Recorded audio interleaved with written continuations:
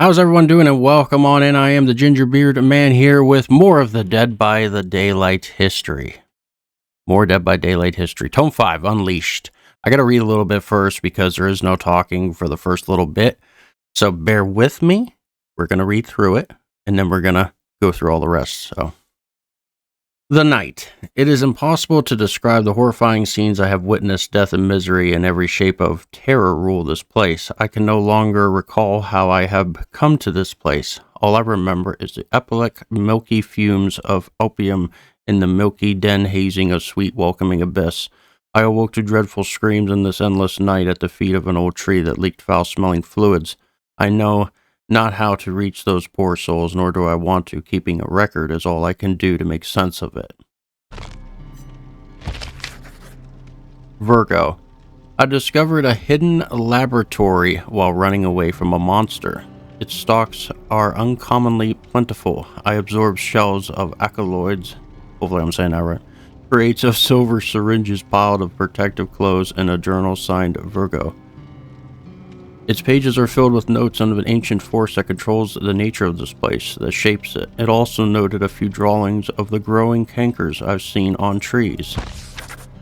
The Blight. I have been obsessively deciphering Virgo's journal. His work is elegant but erratic, drawing obscure conclusions from disjointed fields.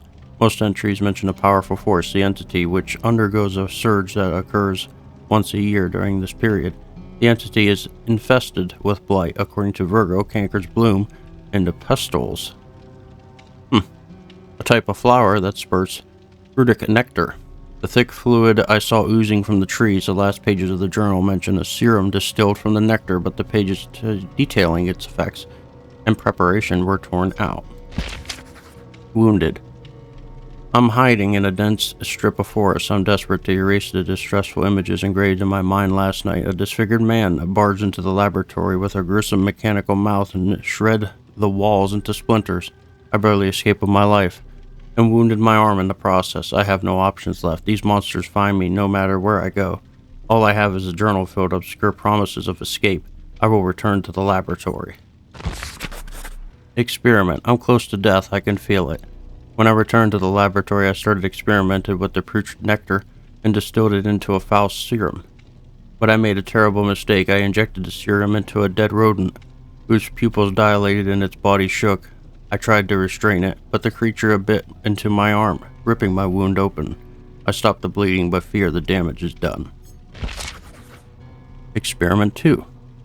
I awoke to a terrible cry booming from the cellar and a violent bout of nausea. Through the vile ordeal, I started to recollect what had happened. Tainted with the foul syndrome, my wound had swollen with lymph, at which point my assailant returned. Most of our fight was a blur, but I can recall red tears trickling down his gruesome cheeks as I clawed on his face.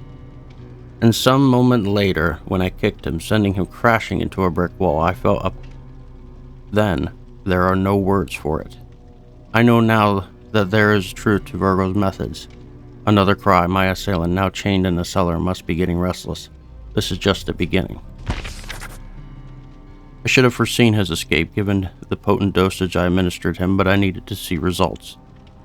Pustula flowers are now blooming on the path leading to the laboratory. According to Virgo's journal, this rapid spread is a sign that the blight is at its peak. Soon there will be no more putrid nectar to extract. Exhausted. I slept very little. The acute throbbing in my wounds sent me on a restless, agitated drowse. I have no strength left to be patient, and my distress fosters brutal methods. There are no lines I will not cross. I limited my rest to only a few minutes here and there. I cannot afford wasting time. Crystals once lush and with nectar were withering away at the roots of cankerous trees. I could only extract droplets for a few frail flowers. I'm running out of time. Based on Virgo's calculations, today is my last chance. I filled a syringe with the last drops of serum and injected it into my arm. I did everything right and failed. I am stuck in this infernal place with no serum and nowhere to hide. I looked for Virgo. I shouted his name with no concern for the monsters lurking about. I need to find him. A picture of the scene. Itching. A canvas of wild lines in my mind focusing on the moon, and I know something is off. I felt the dread rodent under my pillow.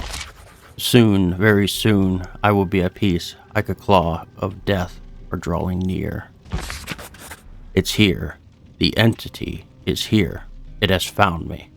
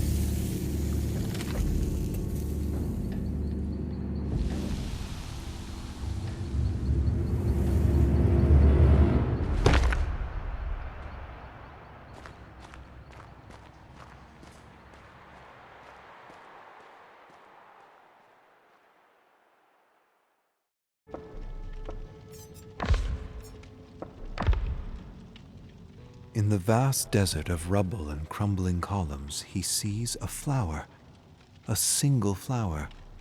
He shambles through the ruins and extends his hand into a blurring image.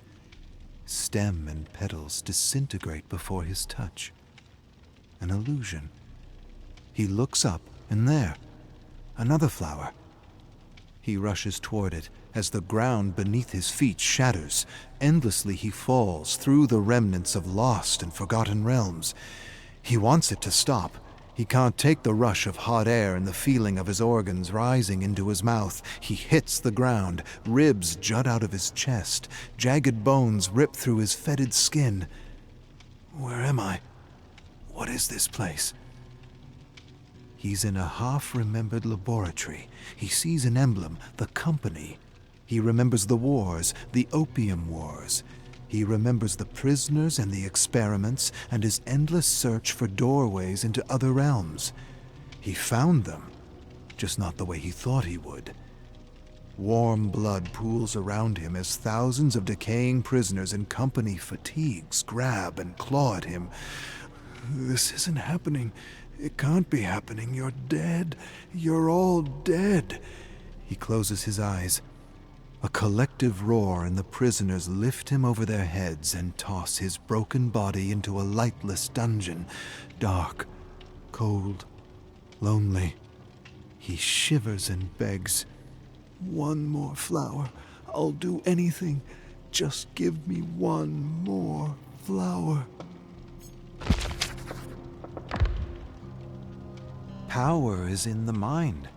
The eye of the mind, as the mystics called it. The eye that lets us dream and visualize is more than we think it is. Much more. It is a key, and it opens doors. Endless doors. And the key is a secretion. a sacred secretion like a drug to travel within the endless worlds within the swirling chaos that is infinite life. Blasphemy! Take your ideas out of this school. They belong to the devil. He takes his ideas to the company and says the secretion is better than opium. He tells them there is no experience like it, and he calls it the Dragon's Doorway. Makes the high from the poppy seem like cough syrup. He remembers the mystics, the unknown mystics, mystics who chant hymns in the hopes they will die with the right vibration. Right vibration? What does it mean to die with the right vibration? It means they believe different vibrations open different doorways to realms unknown. Death opens the doorway, and the dragon carries you away. The company is interested. How would you harvest such an opioid if it's only secreted upon death? I'll find a way. And he does. Only they find him before he can complete his life's work. He vaguely remembers being bludgeoned to death and thrown in a mass grave of corrupting bodies, and he remembers being saved by 9 mystics in thick, dark tunics. Where are the 9 now? What have they done with my research? Why did they try to stop me? Questions, so many questions. Where is my flower? In your mind, he thrusts his fingers into his sockets and tears out his eyes and digs deep into his head, searching for a flower. One flower. Even with no eyes, he can see. It doesn't make any sense. He clambers about the muck and grime. He slips and falls, and suddenly realizes he's clambering over a heap of rotting prisoners and addicts. He pushes through as the groveling men and women beg for more opioids, for tea, for syrup, for opium-laced candies. They make ridiculous promises. Take my house, my money, my children, take everything. Give me more, just a little more. They sound like him. He pushes through a blur of faces he vaguely recollects. Lives ruined, shattered, destroyed. Wasn't his fault. He hears a disembodied voice. Kill them all, and a flower you will have. He stares down at the agonizing men and women and withdraws his cane. Smashes through limbs and skulls furiously. Heads burst open like watermelons. Bones break like dry sticks. He doesn't stop until he stands atop a mountain of flesh, vomit, and gore. Where is it? Where's my flower? Find it! He falls to his knees and digs through the thick sludge of mangled humanity to search for a flower. Finds one. But just as he touches the flower, it withers away and disappears along with the remnants of his past. Talbot. My name is Talbot. He remembers his name as he stares at 9 hooded figures approaching him. He stumbles over a crumbling pillar with strange symbols written in a language he half remembers. He remembers the school, the secret school, and the mystics and the arcane knowledge they were protecting. He was getting too close, and he wasn't ready. Humanity wasn't ready. Knowledge without wisdom leads to self-destruction. He doesn't care about any of that. You condemned me. You all condemned me, left me to wither away. A hooded figure approaches him. You condemned yourself, Talbot. You condemned yourself. The 9 hooded figures disappear as a massive dragon bursts through the ground and peers down at him with dead black eyes. The hideousness of its face transcends anything he's ever read about, seen, or imagined. An ancient evil quickened with dark life. Talbot trembles in a fog of madness that envelops him. The ancient beast lashes out at him, snatches him in its talons, and swallows him whole. Mingled saliva and acid rips through his tunic and burns his skin to the bone. With screams of agony, he slowly disintegrates in a belly full of putrid, rotting death, watching his body and limbs melt into a gory, endless mass. Talbot wakens in a mass graveyard of skeletons and decaying prisoners of the company. He blinks and shakes muck from his hallowed eyes. He vomits everything in his guts and doesn't understand what's happening to him. Nothing makes sense except for his hunger. Please, I will do anything. Give me what I ask and I am yours. Give it to me. I need it. Vines suddenly burst through the decaying bodies and surround him. Flowers grow and bloom in all their glory. Beautiful golden serum drips like honey wherever his eye can see. He approaches one slowly and is scared to touch it. He extends his hand and touches the flower, and it doesn't wither away. He touches another and another. Nothing happens. He goes to grab the flower, but instead, the flower grabs him. Vines like tentacles burst out and wrap around him and rip through his veins. 9 hooded figures approach him with disapproving looks. Knowledge without wisdom leads to self-destruction. They inch up to him. Be careful what you wish for, Talbot. Be careful what you wish for.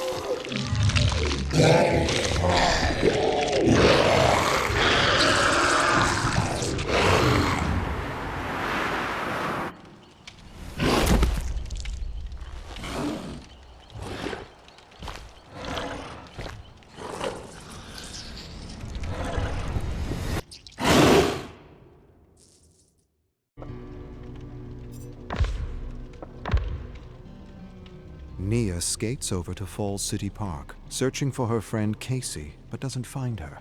She skates to her home, and her mother says she's in the Narrows, handing out water bottles with a grassroots organization calling themselves Life Drop. Life Drop? The Narrows?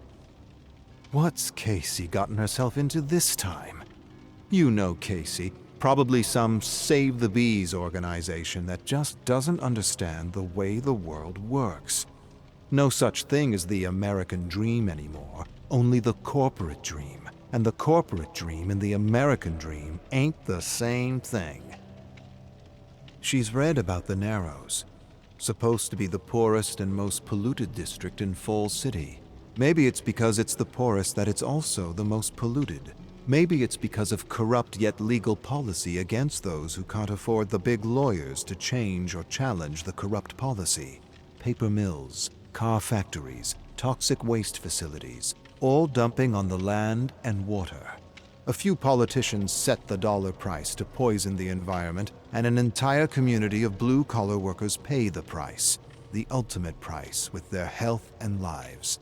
Nothing new, same old, same old. The fat cats and the bureaucrats keep doing it because they can. So long as there's money to be made in poisoning the world, someone will be there to make it. That's everywhere.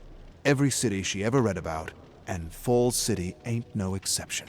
She used to care, but then there was too much to care about, and so she decided it was easier not to care anymore.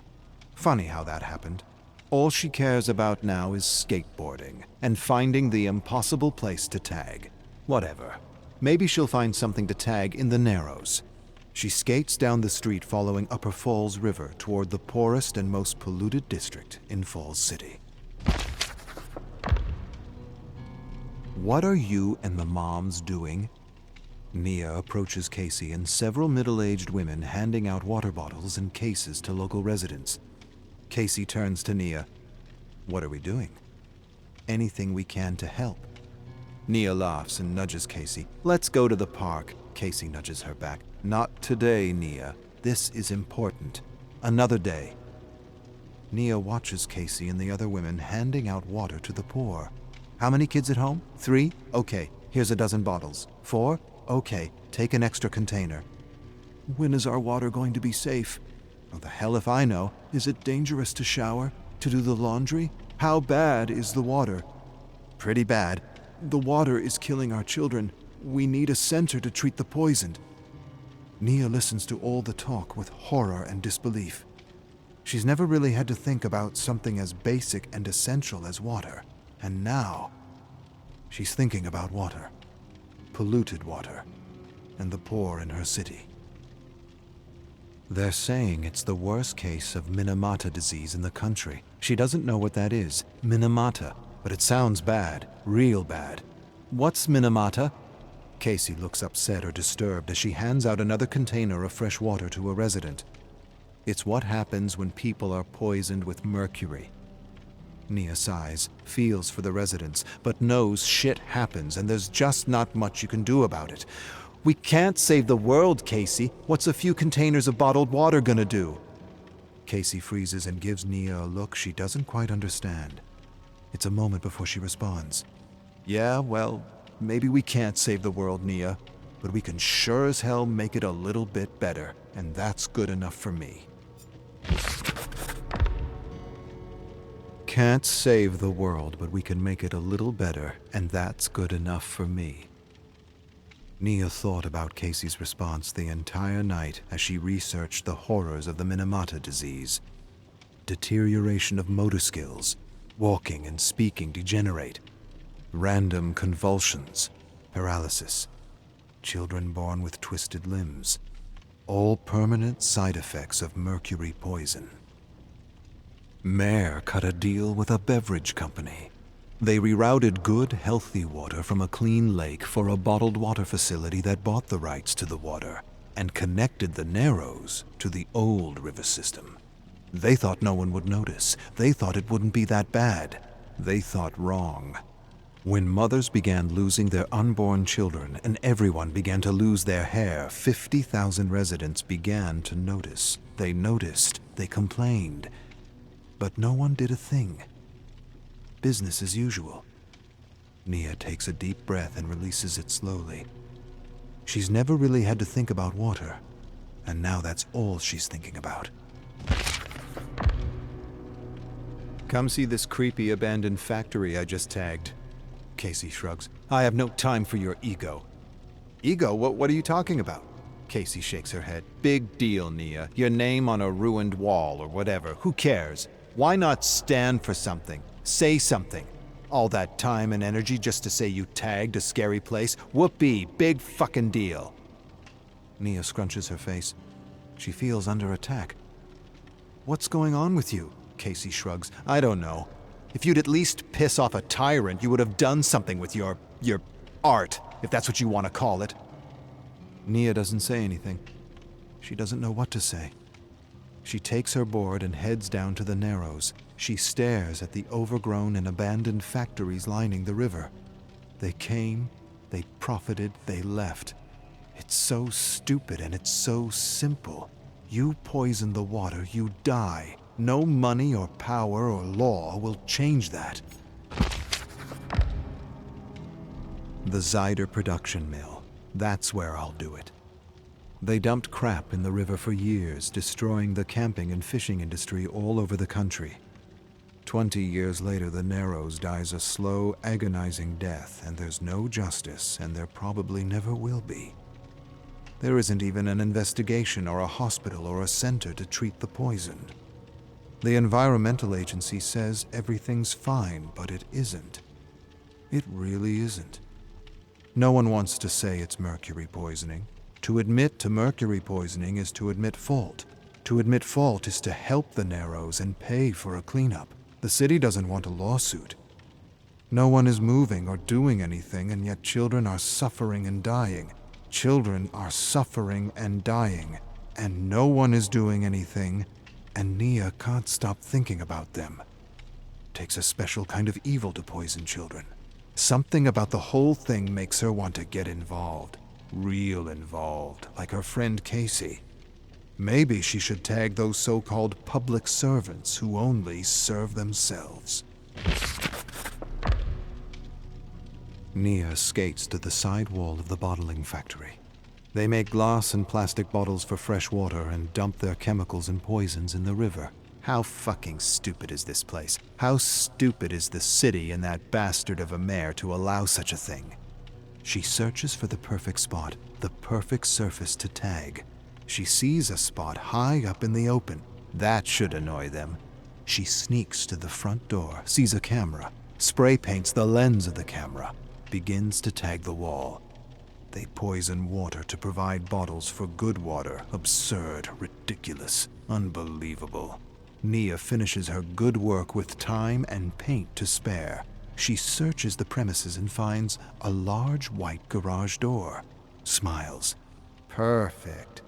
She'll tag her name nice and big for everyone to see. That ought to piss off a tyrant, as Casey says. The cause is actually getting to Nia, and she wishes her art would piss the factory and the city enough for them to clean up the river. Wishful thinking. They came, they profited, they left. Left an entire community poisoned. Gotta be laws against that, and maybe even a death sentence for those who knowingly poison children.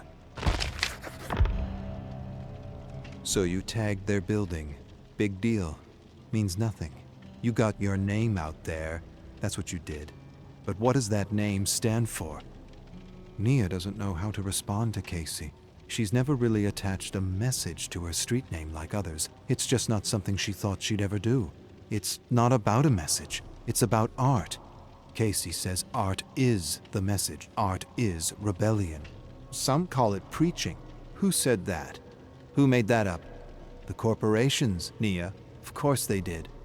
Get artists scared of using their art, of saying anything against their abuse, and they win. Centuries ago, artists protested tyrant kings, and those tyrants did all they could to own or stifle their art through fear of poverty or fear of death. Nia, kings still exist. They do, just in different ways. Today, the kings are CEOs, and their kingdoms are corporations, and some are good kings, and others not so good. And the not-so-good ones have found other ways to keep artists in line, scare them in school, tell them not to make a statement, tell them to stand for something, appeal to all, just entertain and inspire, but don't say something. Don't be political. Nia, everything is political. Not to say something is to say something. Turning your back and ignoring corruption is a choice, a political choice of indifference. Nia sighs. She doesn't know. She's not sure. She's never really done it before like the others. It's always kind of rubbed her the wrong way. Casey scoffs at her tag. Stand up for something or stand for nothing. Your choice as an artist. Your political choice. Come with me. Casey jumps on her board and leads Nia into the Narrows. She leads her to a home where a father helps his son eat food in his bed. He's only 11. Never had a chance. The only mistake was trusting those who were supposed to protect him. He's dying. Mercury poisoning. Before, people in the Narrows died of natural causes. Now it's all mercury poisoning. Casey sighs and shakes her head. You sign your tag over the culprit's garage door and all you've done is advertise your street name. I heard your bullshit about not using your tag for a cause. What's the use of a tag then? What's the use of a voice if you ain't gonna say anything? Ain't gonna stand up for something? Art is an act of defiance, not an act of profit, not an act of fame. Say something, Nia. Let the world know what's in your heart. Someone just might listen and do something. Lend your voice to the voiceless. Not rebel without a cause. Rebel with a cause. Nia thinks about what Casey said as she lies in bed staring at a glass of water. Casey's right, and Nia remembers a time when she wanted to say so much as a street artist. Somehow that got stamped out of her. She tries to remember how it got stamped out of her. The only thing she can think about is school. No messages, no politics, nothing. Just inspire and entertain. Yet corporations have messages in politics. Politics of selling. She remembers being told not to use art for politics. Yet who does that benefit? Kings. Tyrant kings trying to own voices or stifle voices by creating an inner self-editor that begins in school. Keep politics out of it. Keep politics out of it. Everything is politics, even the act of trying to stay out of politics.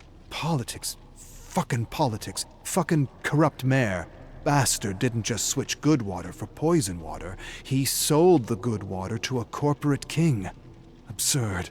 Ridiculous. Unbelievable. She never heard of such a thing. No one should own the rights to water. No one. Water belongs to everyone, to all living things. Nia stares at a spray paint can on her dresser. She thinks of something to say. Something to make people stop and take notice.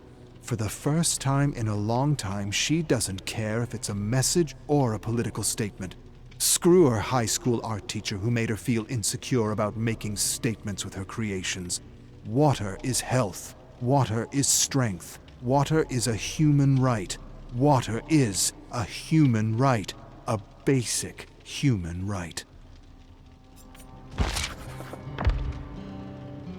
Nia is amazed at how many poor communities shower, bathe, cook, and do their laundry in poison water because a few kings bought the rights to their good water. It's absurd, ridiculous, unbelievable. She's never felt so involved in a cause before, and she likes the feeling. Possibly her first cause since school tried to stifle her voice with fear of making mistakes, of saying something, of having a message, of going against the corporate dream. Not the American dream, the corporate dream. Nia surfs the net and reads about the kings and their scramble for fresh water all over the world. She's happy to read it's not going so well. In every country where these tyrant kings tried to own fresh water, they were kicked out by the people. Yet these stories are difficult to find. Kings losing battles to peasants is rarely breaking news or news at all. Almost like the kings want to make sure no one gets inspired to fight against them as they desperately scramble to buy up all the water they didn't poison. They want it all. They want to sell it, and they don't want peasants getting in their way. Water is everything. Owning water is like owning life. Owning water is deciding who lives or dies. And that's what the kings and the mayor did in Falls City. They condemned and poisoned an entire community and did nothing to help them. And did nothing. Nia hopes in a higher justice, one that can't be owned or bribed, and she swears she'll turn the mayor's new luxury car into a work of rebellion. Can't change the world, but you can make it a little bit better. A little bit better. That's enough for her.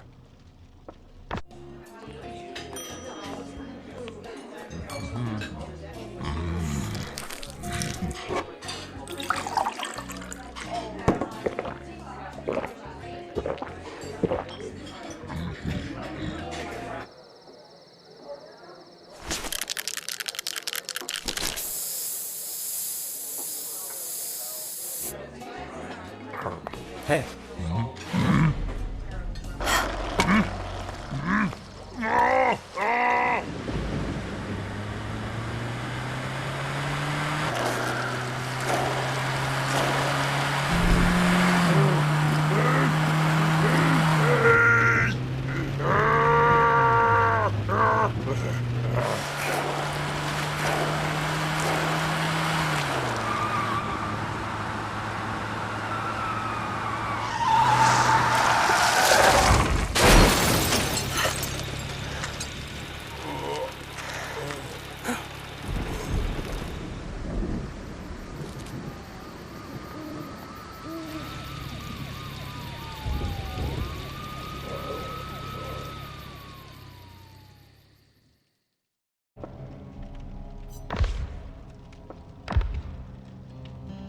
the darkness of his cell, he hears footsteps approaching.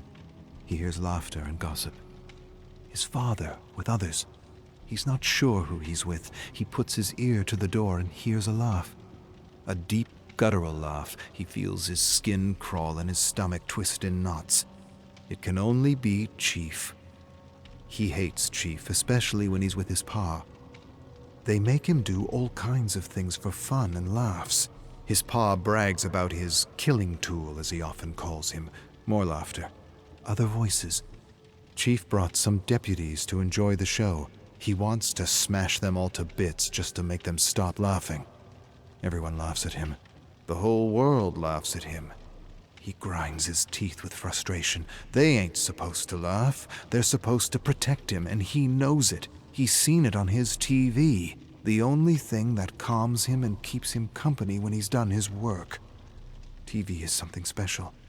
The friend and parent he never had. But Chief ain't like those on TV. He's another kind of chief of police. The kind that works with Pa to clean money. He doesn't even know what that means, but he overheard them by the pig pen talking about cleaning a whole load of money and sharing that load with a judge and other men of the law. They clean money together. That's why Chief lets Pa and Ma do whatever they want to him.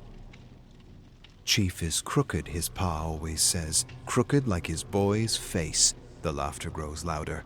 They approach his brick dungeon and he shivers at the thought of more slaughter. He's tired of killing to make a few deputies laugh. Real tired. He feels his blood boiling, feels it rising through his neck, feels it pushing up his face like it wants to burst through his skull. A sudden high-pitching whistling noise fills his ears. He hits his head over and over again until the whining stops. Silence returns. For a moment, just a moment, and then a chain rattles. Bolts snap loudly and he loses balance and falls back to his haunches. The door opens, filling his brick cell with blinding sunlight. He covers his eyes with his arm. His paw steps inside, grabs him, and yanks him to his feet. "Come on, boy! Let's show these deputies your worth." In the sweltering barn, he stares at the blood dripping from his hammer, feeling as though he were in a dream. Strange, weird, unhinged. No, not a dream. More like he's living on a TV show, watching himself from a distance. Slaughtered cows, thick and wet, all around him. 7 or 8 of them writhing helplessly in warm, coagulating blood. Heads cracked open, brain and gore spilling out. Flies buzzing around him, buzzing in his face, buzzing in his ears, telling him this slaughter is who he is. This senseless slaughter is his worth. His only worth. Kill. That's what they love to watch you do. Kill, kill, kill. The flies are laughing at him, laughing with Chief and his deputies, telling him he's so useless he don't even have a name. "Boy, what kind of name is that?" His pa shoves him toward another cow. "You ain't done yet." Boy raises his hammer and shakes blood from his eyes. He feels strange, weird, unhinged, fed up. He's had enough of this life. The cell, shoveling manure, slaughter, endless slaughter, and taking care of those pigs, those prized pigs, pigs given more love by his parents than he ever got. The flies circle his face and laugh at him. The high-pitched whining returns. The pigs got names and you didn't. Duke and Donnie. He swats at the flies. Pa nudges him. "Come on, boy. Show him you can do more with that hammer." Boy. That's what Pa calls him. Boy. That's what Ma calls him. They think he's too dumb to know he doesn't have a name. A real name. He knows. All his life he knew. He knew and imagined himself as Max. Max Thompson. Imagined his pa was so proud of him that he gave him his name. How he dreamed to have his father's name. How he dreamed. Pa shoves him. "Come on! Show him now!" Boy feels his face fill with blood, his veins swell with fury, his temples throb maddeningly. The next moments are a blur. blood and screams everywhere. Not bovine, human. The whining begins again and he's confused, searching for his paw, but not finding him. The whining stops and everything is muffled. He turns to see Chief charging him. "What have you done?" Boy doesn't really hear him. It's like when Ma held his head in a bucket of water to teach him not to call or cry for her when he was a child. Everything's muffled, distorted, surreal. Chief tackles him and grabs the gory hammer out of his hand. "You killed him! Your pa, Jim, Don, Ray, my men! My fucking men!"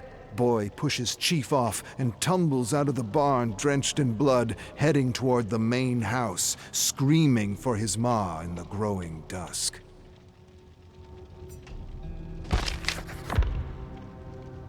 Ma sobs on the ground with a mouthful of cracked teeth. Boy lifts her with one arm and a flood of inarticulate words rush out of his mouth. Words he only understands. Words the TV taught him. He wants to know his name, his real name.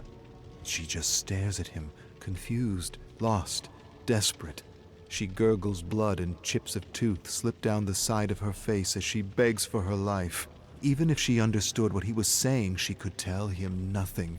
My name, what's my name?" Boy slams his ma against the ground again and again. He lifts her over his head and hurtles her against the kitchen table. It breaks under her weight.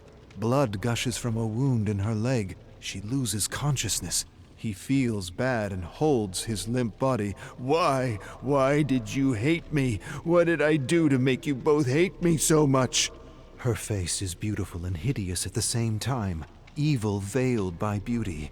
He hugs her harder and harder, wishing everything would have been different, wishing he were one of those damn pigs. They spoiled them with love, affection, and time. All that time they spent with Duke and Donnie while he groveled nameless and alone in a dungeon built just for him. He tries to lift her, but slips in a pool of her blood. She struggles in his embrace.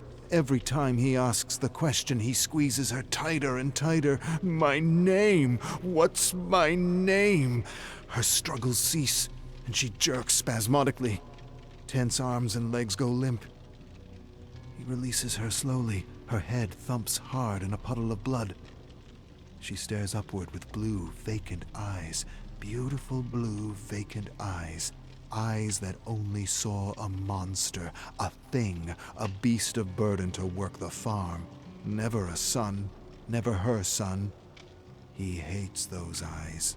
Those hateful eyes. He rips them out and squeezes. They pop like bovine eyes. He smiles and doesn't really know why he's smiling. He wipes blood off his face and likes the mushy feeling in his hands. He hears a foot pound the floor behind him. Chief suddenly rushes into the kitchen. I'm gonna smash your head with your own goddamn hammer. But as he lifts the hammer, he slips in an inch of warm blood. Boy panics and rushes outside into the darkening woods, with Chief screaming and cursing and bullets whipping by him. Boy doesn't know how long he's been running, but he's tired. He hears Chief yelling and hollering after him in the distance. Says he regrets the day he told his parents to keep him as a farmhand. Says he told Ma and Pa that a monster kid would make a damn good worker. Says other things too, things Boy doesn't want to hear. Your parents tried to kill you, let a pot of boiling water spill over you and told us you were a clumsy child. They says you pulled the pot down from the stove, but I knew better. I seen right through 'em. Too embarrassed of their deformed kid that they poured scalding water over him. Tried to kill you. Tried to make it look like an accident. Boy covers his ears.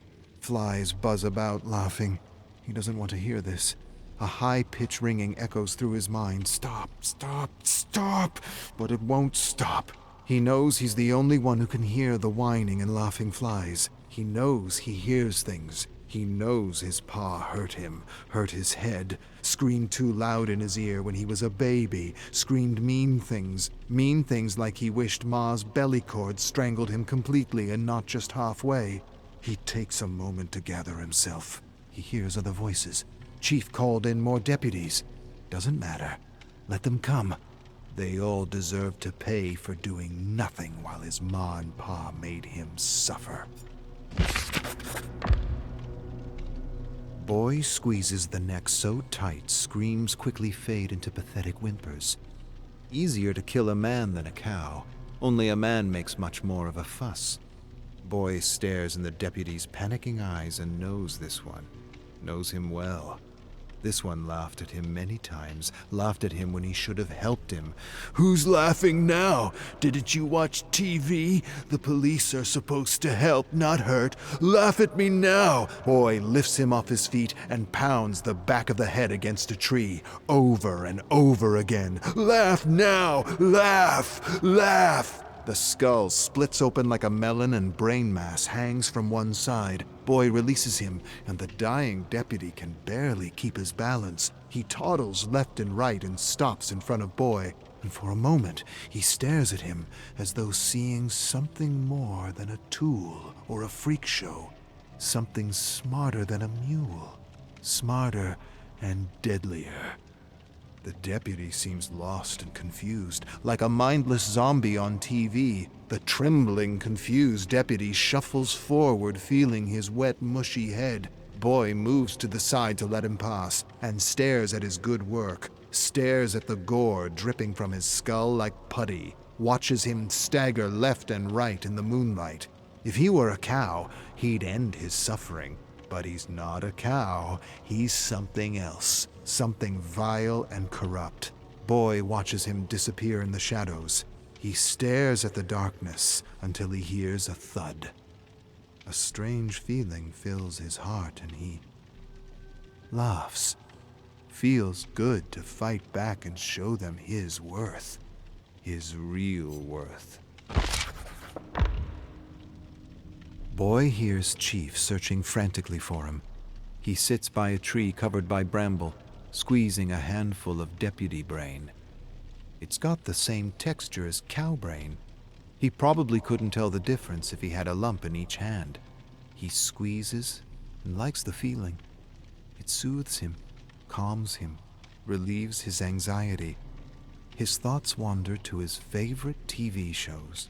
Ma and Pa let him have a TV to shut him up. They got tired of him smashing the wall and crying for them. Nothing worked. Not the gag or the rope that he always managed to get out of. Only the TV. TV was better than any constraint.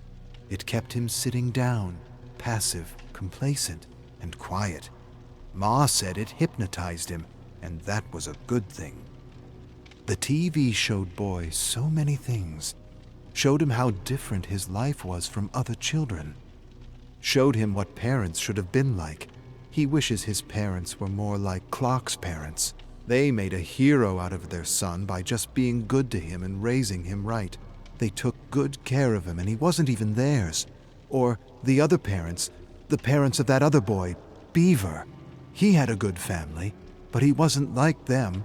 He wasn't like Clark or Beaver. He came into the world hurt, deformed, and weak like a runt.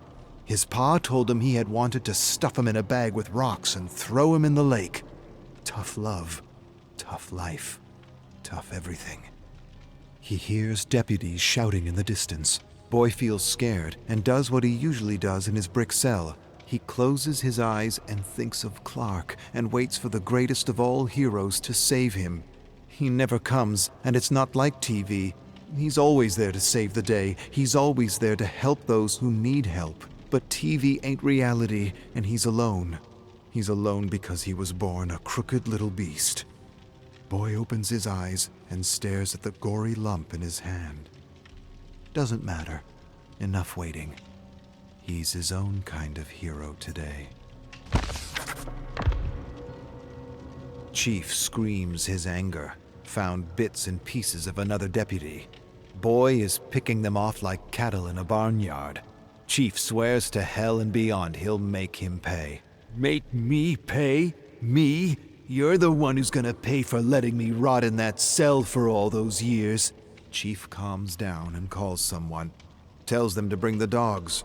Bring them. Won't make a difference. No matter what, he ain't ever going back to that cell or any other cell for that matter. He'll die 1,000 deaths before they ever lock him up again. He wants to rush out of the darkness and grab him, but something tells him that's exactly what Chief wants. He's trying to lure him with hurtful words.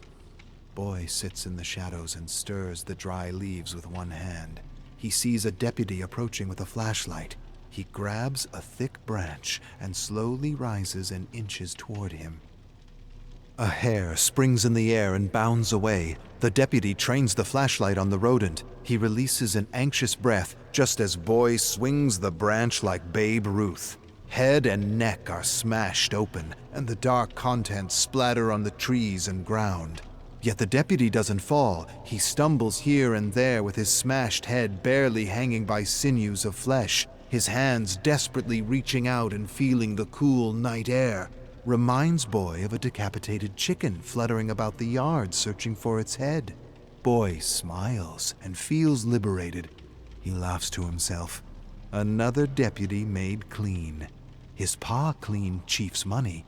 Now Boy cleans his deputies. Like father, like son. He thinks of Chief and loses his smile. He could have helped him. All those years, he could have helped him. Boy, you want to know your name? I knows it. Come out and I'll whisper it in your useless mangled ear. Chief's playing games with him and he ain't gonna be fished. Chief swears he's gonna hunt him all night and that he's got dogs coming. Dogs that can track a cricket fart in a pile of manure. Boy didn't even know crickets farted. He learned a lot of things on TV, but never that. The thought of a cricket farting makes Boy smile. He likes smiling. He crawls closer to the police crew. 2 new men on the hunt with Chief, but he doesn't see any dogs. He figures he best take them down before the dogs arrive. He's seen police dogs on TV. They can sniff out anything. These deputies seem angrier than the last. He's not sure if it's because he felled their friends or if he ended their cleaning racket with his pa. Maybe both. He just gets the sense if they catch him, they'll make him suffer and squeal like a pig. Those pigs, those damn pigs they loved so much. Why did they have to love them so much and him so little?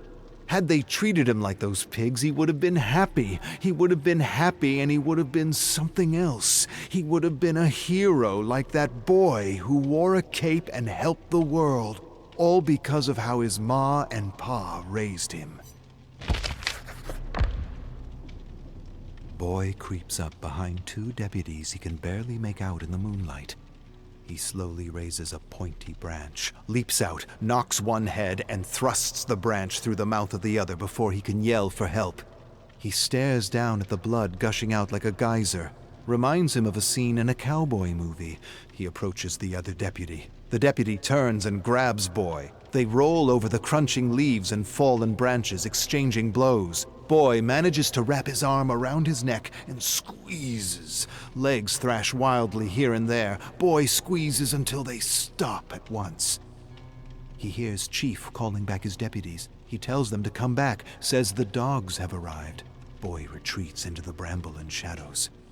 He closes his eyes, imagines a different life for himself.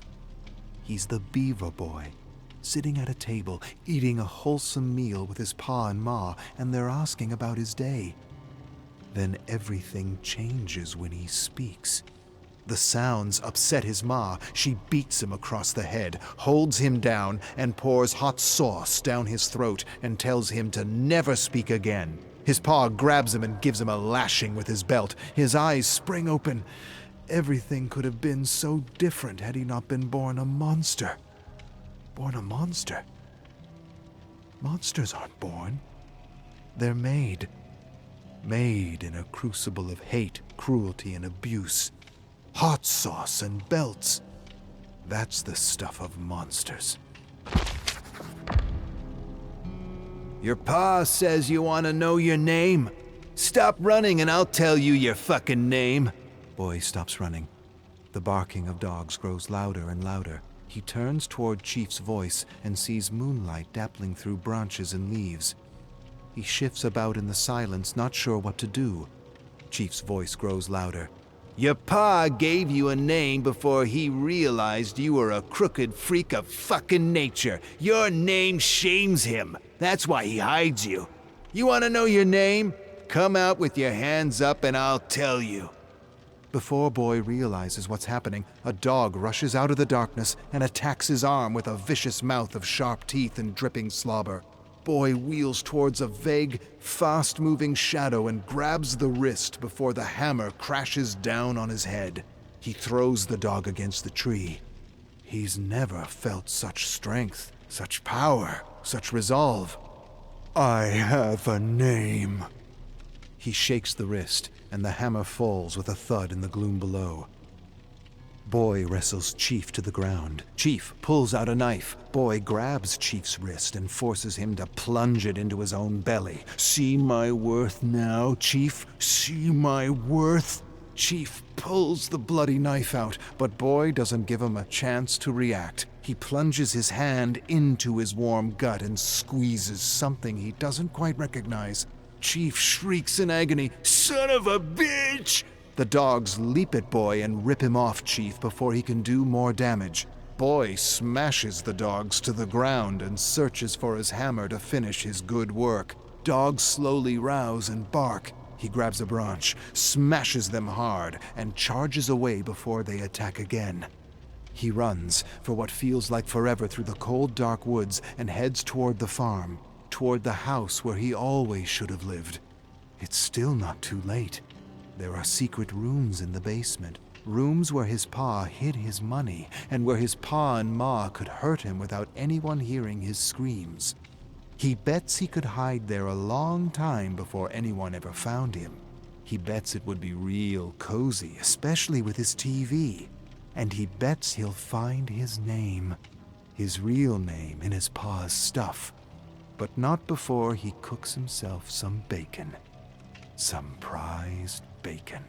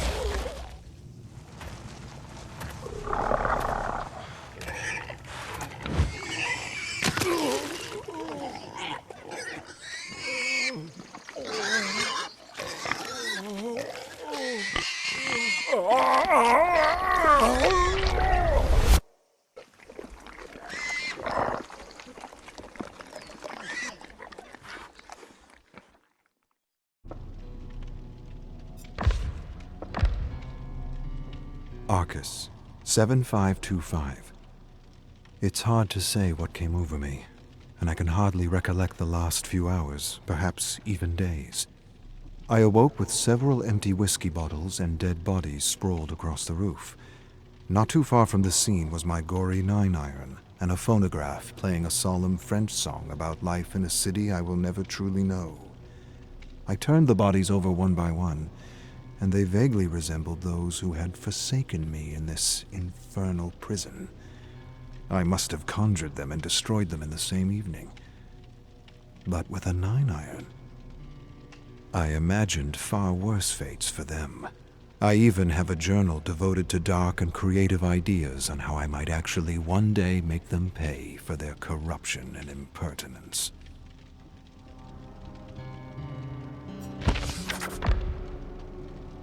Arcus, 337. At first glance, the endless bloodshed seems to be an act to satisfy some destructive instinct within the entity. This seems to me a reductionist distortion of something more sophisticated, something more intricate, something even sacred. Beyond the horror, the shedding of blood, and the very real appearance of death puts us in touch with life, and can be an intoxicating and highly addictive experience on the deepest and most archaic levels. When our blood or our life force is offered to the entity, it can be seen as a gift that is soon returned to us so that the horror may continue again and again. The world constantly churns with life and death and life, the circulation of blood through an old one from heart to body to kidney, back to the heart again to be purified and begin anew.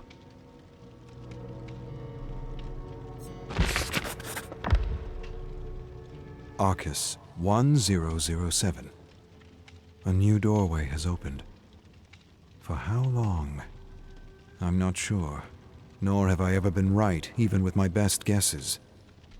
Through the door of my study and into a lost and forgotten realm, moss-grown, stone homes, with doorways barricaded with wagons, planks of wood, and decaying corpses tangled in barbed wire.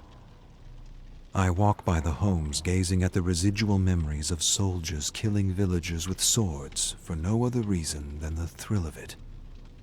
I can't make out which era or terror world this realm is from. I search the realm for hints of how one may open an actual doorway back home. Somewhere in these memories and forgotten realms is the answer to my salvation. But which ones? Which ones indeed? Arcus 2217. I have uncovered to my amazement and bewilderment memories of Claudette that are unlike any of those I've previously experienced.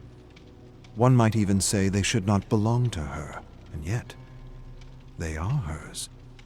I surmise these memories may belong to another Claudette from another terror world, suggesting that this old one may have clear preferences at the cosmic buffet for certain souls. It will take more samples of these memories to know if they are in fact from another Claudette, or if, and it is possible, I am having troubles deciphering between her actual memories and her creative musings.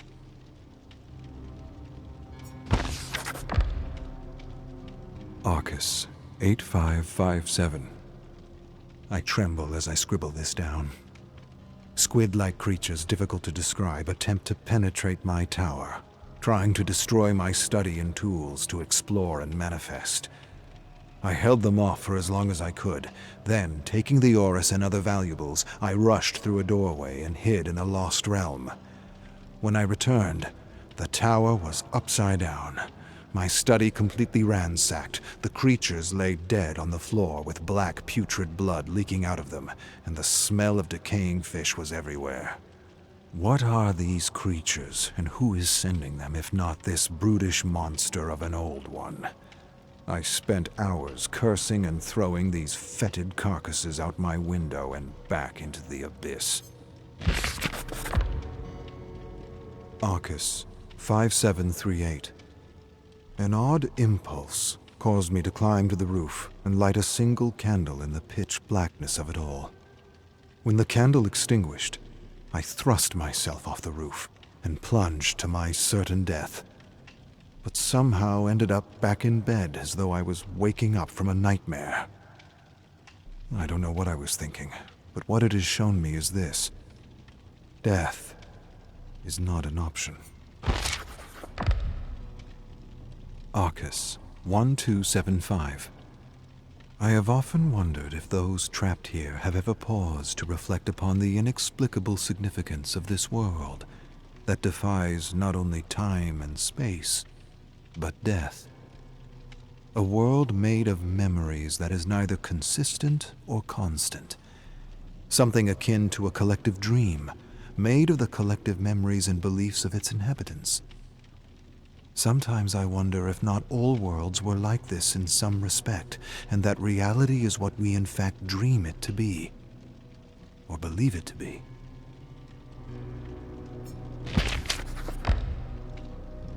Arcus 8545.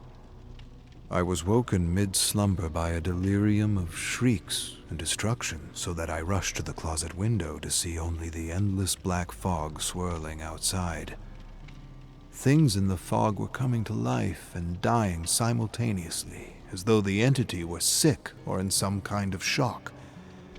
Creatures roared and fought and tore each other apart somewhere in the raging abyss, and it was both entertaining and unsettling. I grabbed a 9-iron and held it at the ready, waiting for some apparition to attack me, but within moments, it was all over, and I couldn't sleep. So I took the edge off with a little whiskey and gulp on the roof, the whole while cursing this blasted old one, and hoping that what I had just experienced was nothing more than cosmic indigestion. Arcus, 8789. There are dead bodies in my study, and I have no recollection of the last few days. The bodies have been flayed from head to toe, and the faces have been beaten to an unrecognizable pulp. I dragged them to the window and thrust them out into the abyss, wondering who they were and why were they in my tower. Did I manifest them?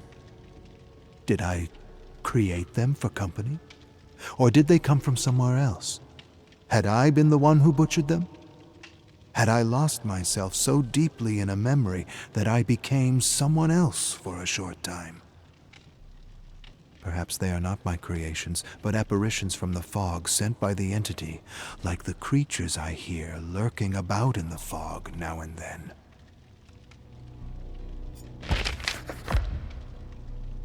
Arcus, 5798. Incidents don't make sense anymore. Nothing does. Everything is a chaotic blur of unreal apparitions and jumbled memories. I can barely recognize my own thoughts or distinguish my memories from those I've been studying. Last night, I relived the most horrific murders in my collection with a strange kind of pleasure. When I had had enough, I looked in the mirror and did not see myself, but dozens of faces morphing in and out of each other, every possible face except my own. I thrust my fist into the mirror, and my hand split and blood was everywhere. What cruel fate has befallen me that I should lose myself in the darkness while trying to escape its deadly grasp? The Orus will either be my salvation or my downfall. And that is it. That is all for Tome 5 Unleashed. If you're not subscribed, please subscribe. I greatly appreciate it. The bell, like, all the good jazz. And I'll be getting Tome 6 out to you very soon. It's like a weekly thing. During the week I've been putting them out, so look for that. Also, I stream live in the mornings during the week as well at 7 a.m. Eastern. So you all have a good rest of your day, and I am out of here. Have a good one.